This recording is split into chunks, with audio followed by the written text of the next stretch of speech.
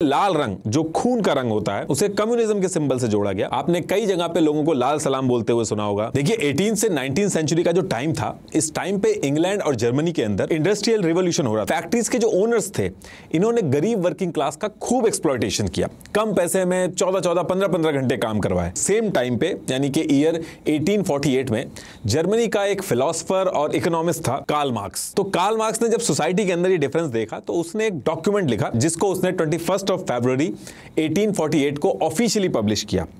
इसमें उन्होंने लिखा कि ये सब जो हमारी सोसाइटी में चल रहा है ये फेयर नहीं है। सोसाइटी अब दो पार्ट में डिवाइड हो चुकी है। इस डॉक्यूमेंट के अंदर कार्ल मार्क्स ने इसका सॉल्यूशन भी दिया। उसने कहा कि देखो, जब तक ये सिस्टम बदलेगा नहीं, अमीर अमीर होता जाएगा और गरीब जो है वो और गरीब होता जाएगा। गरीब गरीबी के अंदर से तब तक नहीं निकल पाएगा जब तक ये सिस्टम नहीं बदलेगा, चाहे वो कितनी भी मेहनत कर ले। और फिर कार्ल मार्क्स ने कहा कि अगर इस सिस्टम को बदलना है तो क्लासलेस सोसाइटी बनानी होगी। 21 फरवरी 1848 को कार्ल मार्क्स ने ये जो डॉक्यूमेंट पब्लिश किया, इसको द कम्युनिस्ट मैनिफेस्टो कहा गया और इस पूरी आइडियोलॉजी को कम्युनिज्म बोला गया। लेकिन इसके लगभग 70 साल बाद यानी कि ईयर 1917 में, आज का जो रशिया है, उस समय वहां पे रशियन एम्पायर होता था, तो वहां पे एक फेमस लीडर था जिसका नाम आपने सुना होगा, व्लादिमीर लेनिन। इसने कार्ल मार्क्स की कम्युनिज्म वाली जो आइडियोलॉजी थी उसको बेस बनाया और वहां पे जो वर्कर्स और छोटे किसान थे उनको अपने साथ जोड़ा और वहां का जो राजा था उसके खिलाफ एक बहुत बड़ा रिवॉल्यूशन स्टार्ट कर दिया।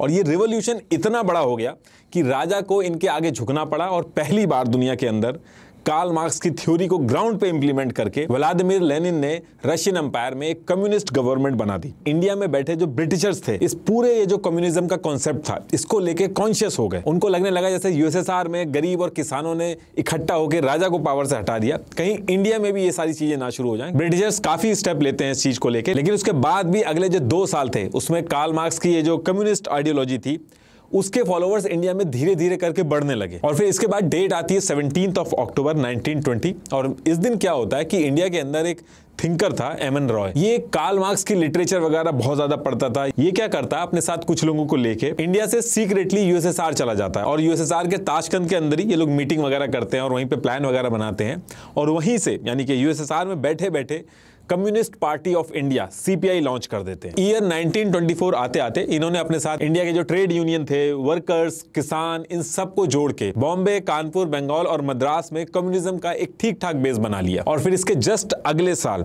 26 दिसंबर 1925 को ये लोग यूपी में इकट्ठा होते हैं, एक कॉन्फ्रेंस रखते हैं जिसे कानपुर कॉन्फ्रेंस भी कहते हैं। सीपीआई को इंडिया के अंदर ऑफिशियली लॉन्च कर देते हैं। अब ये जो सीपीआई का अंडरग्राउंड सपोर्ट बढ़ रहा था और ये लोग कॉन्फ्रेंस वगैरह बहुत तेजी से कर रहे थे, इससे ब्रिटिशर्स बिल्कुल भी खुश नहीं थे। इनका साफ कहना था कि जो सारी चीजें इंडिया में कम्युनिज्म के नाम पे हो रही हैं, ये यूएसएसआर करा रहा है ब्रिटिशर्स को इंडिया के अंदर से बाहर करने के लिए। तो कुछ दिन तक तो ब्रिटिशर्स देखते हैं सारी चीजें और जब पानी सर से ऊपर हो जाता है तो Britishers back to back CPI के खिलाफ एक्शन लेना स्टार्ट करते हैं। ईयर 1934 में ब्रिटिशर्स ने सीपीआई पार्टी और इनके मेंबर्स के ऊपर क्रिमिनल लॉ अमेंडमेंट एक्ट के तहत क्रिमिनल कॉन्स्पिरेसी और यूएसएसआर के साथ मिलकर एंटी गवर्नमेंट एक्टिविटी चलाने के चलते सीपीआई को ऑफिशियली बैन कर दिया इंडिया में। अब सेम टाइम पे क्या था कि इंडिया के अंदर जमींदार सिस्टम चल रहा था। ब्रिटिशर्स ने क्या किया था कि जमींदारों को लैंड की फुल ओनरशिप दे दी थी और जमींदार क्या करते थे, उस लैंड को गरीब किसानों को लीज पे काम करने के लिए देते थे और जो फसल प्रोड्यूस होती थी उसमें से 50% जमींदार ले जाते थे और उस 50% का 90% ब्रिटिशर्स ले लेते थे। गरीब किसान जो एक्चुअल में पूरा काम कर रहा था उसके पास कुछ भी नहीं बचता था और किसान इस चीज से एकदम फ्रस्ट्रेट हो चुके थे